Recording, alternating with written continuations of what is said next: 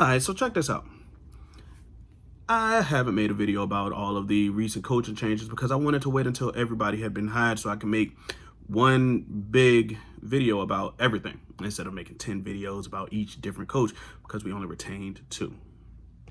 I think that the look of this coaching staff is a bunch of experienced guys who have been there before and with no real risks attached. And that's as opposed to last year where it was a bunch of young guys who may not have had the experience and the been there before look that guys like Kellen Moore had. And that's probably a big reason why this change was made, because this Dallas Cowboys team is ready for a Super Bowl push, and we can't do that with a ton of inexperience. So my plan here is to go top to bottom about all of the coaches, new and old, which not much old, and really give my input on it. And I'm going to start at the top of the totem pole, Mike McCarthy. Mike McCarthy took a year off from football, and I think that was for the best, really, because according to some guys in Packers land, he got a little old with his philosophy and his schemes, and that could have led to the fissure between him and Aaron Rodgers. So he fine-tuned his game and his skills in order to get up to date with the modern NFL, and I see this hire as one of two things. If he has done everything that he said that he did, and embraced analytics and constantly adjusting and changing your team philosophy to become what you need to at that specific point of time, a la the Patriots, then it will be a great hire. But if he just said that because it sounded good, then it's going to be more of the same. Where we as fans could possibly be making the same complaints that we did about Jason Garrett about Mike McCarthy. And who knows how that's going to go. We just need to wait to see if he lives up to all of the promises that he made. The one hire that kind of confused me was Rob Davis as an assistant head coach. He is probably just going to be the guy to work as like the go-to rather than players talking directly to Mike McCarthy, as well as assisting with being a voice in his ear as far as player personnel acquisition. Because he was with the Packers as well and things like that. So I could see him just kind of being like the right-hand man to Mike McCarthy and really just brought in to be a familiar face. But who knows? It was just a strange hire to me. It wasn't flashy or anything like that. It just seemed strange to have an assistant head coach.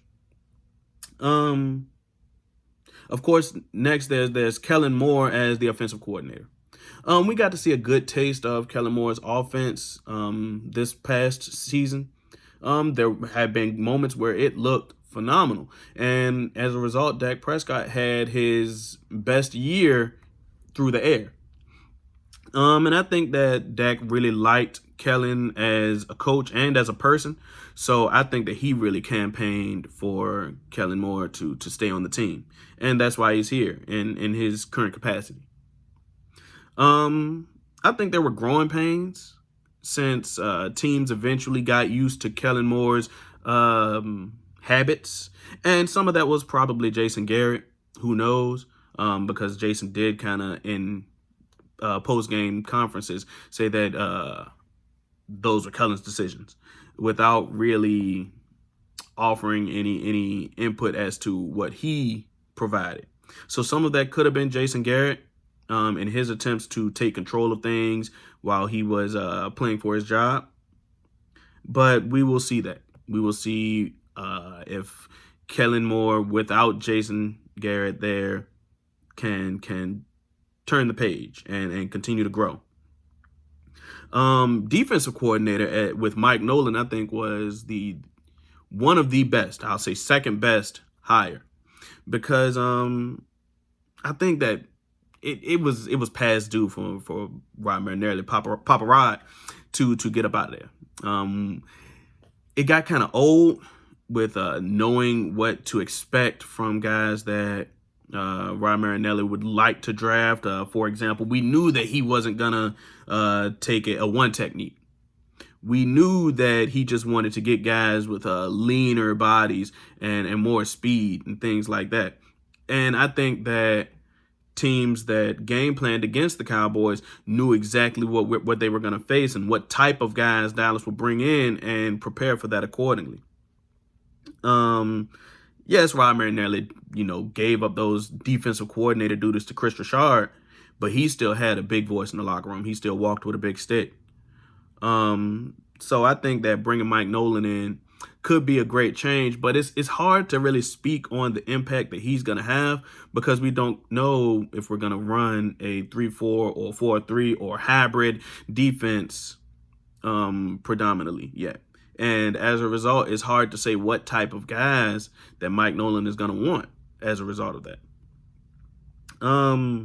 Now, here's the guy who I think is probably the best hire because the team really suffered here. John Fossilt as our special teams coach. Now, the special teams coaches, of course, they don't get too much of a say of guys that are brought onto the team. Like you don't see a special teams coach banging on the table and saying, I need this guy, whether that's a free agent or draftee or anything. They just kind of got to do with what they have. So, it's hard to really make the most out of special teams, but the Dallas Cowboys sucked on special teams all of the 2019 season. And I think that John Fossilt, having been known as a special teams guru with the Rams and really having made a name for himself on that side of the ball, can only do good things because the Cowboys were dead last, if not the bottom 3 of the league in special teams. And we suffered because of, keeping Brett Maher too long or kicking punts and kickoffs down the field and getting or fielding punts and kickoffs down the field and getting them, within the 20 multiple times where we were bottom of the bottom in those categories, and it was painful to watch. So bringing in a new voice and new philosophies in that room is going to help so much, and I'm really here for seeing how John Fossilt pans out. Now back to the defense, we got guys like Jim Tomsula is our defensive line coach. Everybody knows Rod Marinelli. Defensive line was his baby. That was his bread and butter. And like I said before, guys knew, and by guys I mean us, the fans, knew exactly what Rod was going to bring into the room as far as his wants and needs on the defensive line. And also other areas of the defense, like Rod wasn't a fan of safeties, things like that. But bringing in Jim Tomsula, who I think, had a good stretch with the Redskins, and he had a long time with the 49ers, 7-8 seasons or something like that. Is going to be a good change. He likes big bodies, something that we're not used to on the line. So I think that he will gel well with Mike Nolan and Mike McCarthy as well, because Mike McCarthy had the guys like B.J. Raji. So I think that he will. He's a great addition who I think can really change the culture in the room. This guy's an old guy at a new position. Doug Nussmeier at the quarterback's coach. Nussmeier, I think he played quarterback and was a quarterback coach at the collegiate level, I believe. But Nussmeier, I'm not quite sold on this one because I think that John Kitna had a really good effect on Dak Prescott's increased production. I think that he had a hand in that. So I'm not necessarily of the camp that thinks that was a necessary change. I personally would have liked to see John Kitna have another shot with the new coaching staff, but that is what it is. I think that Doug Nussmeier, having had experience, can provide some healthy input into Dak's progression as a passer. So I'm not. He has to sell me on it, but I'm not immediately opposed to it. Joe Philbin is the offensive line coach. Yes, the offensive line wasn't the best of the best, but I feel like guys like Lyle Collins really took a step forward under Mark Colombo last year. They had to get away from the previous I can't remember his name, ketchup guy. That's all I remember him as. His coaching philosophies, which were really lackluster. But Joe Philbin is going to. Well, he has a history with Mike McCarthy, and I think that they'll continue to have good work together. So I think it's kind of like a lateral move, which isn't something that I felt is necessary for a team making a Super Bowl push. If you're going to change coaches, it has to be an upward move. I'm not really the type to go for lateral moves when you not rebuilding.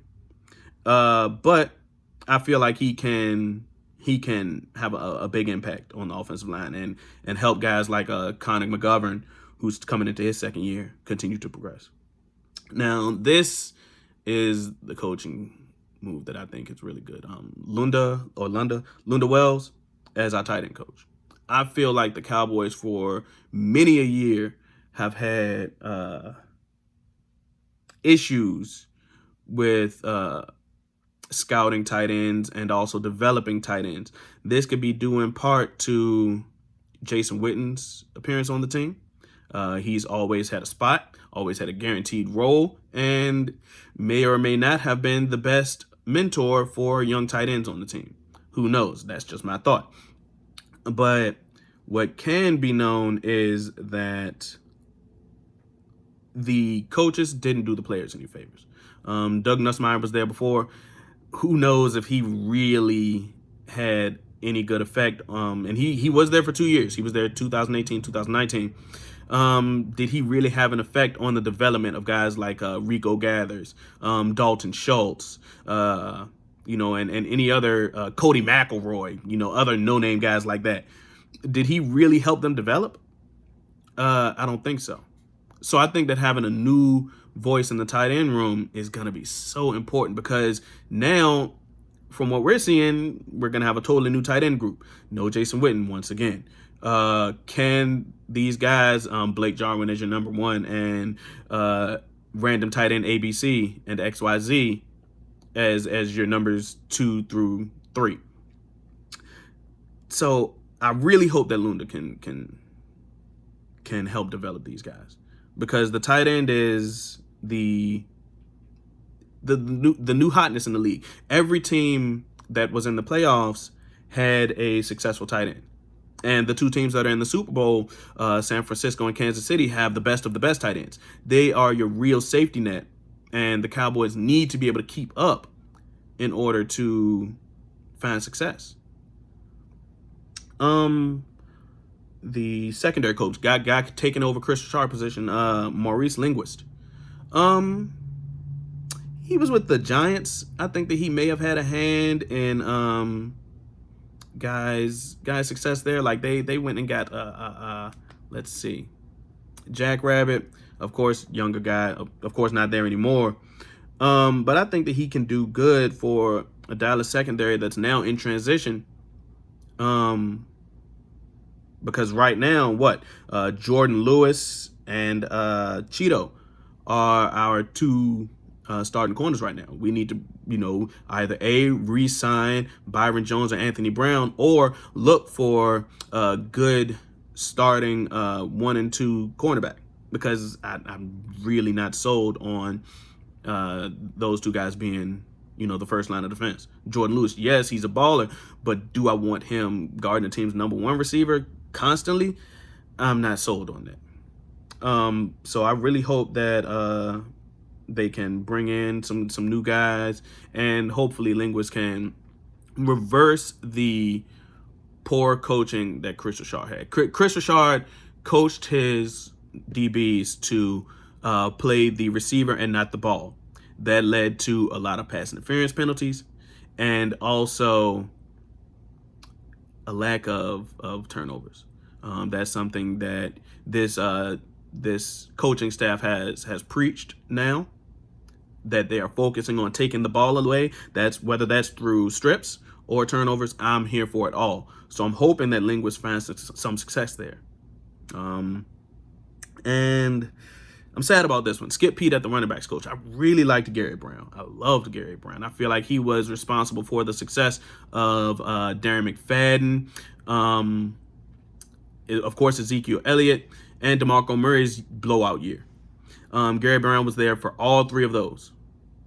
Darren McFadden was like 4th in rushing when he didn't start an entire year, for those that did not know. But Gary Brown, I feel, was solely responsible for all of that. So for him to be gone really hurt me. But Skip Pete has been here before. I think he was here in like 2008 through like 2011 or something like that. And I feel like he can be successful here. It just all really depends on if Zeke regresses, because Gary Brown is no longer in the room, which of course I don't think he will. He's still a top 3 running back in the league, easily on his worst day. So next is Adam Henry as the wide receivers coach. Sanjay Lal is gone. I don't think that Sanjay really contributed anything. Like if you look around, you can see a coach's mark, whether good or bad, on all levels of this team. And what mark did Sanjay Lal leave? Guys carrying around bricks all day so that way their hands were more sore and they couldn't catch balls? Sure, maybe. But on the field, did Sanjay really contribute much? I can't find a thing.